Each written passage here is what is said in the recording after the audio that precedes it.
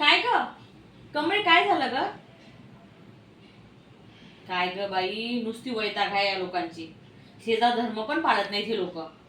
तू चांगली मुलगी आहेस तुझ्या घरामध्ये, पण बाकीचे थोडे ना तसे आहेत. कमळे, तू टेन्शन नको घेऊ.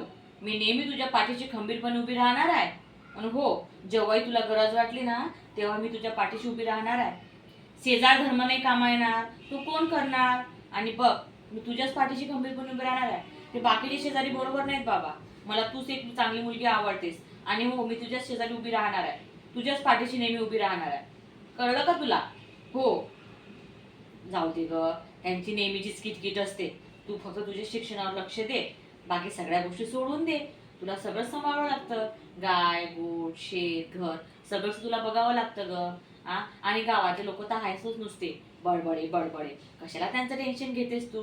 मी आहे ना तुझ्या पाठीशी. बिलकुल लक्ष देऊ नको कोणाकडेच. मी आहे तुझ्यासोबत.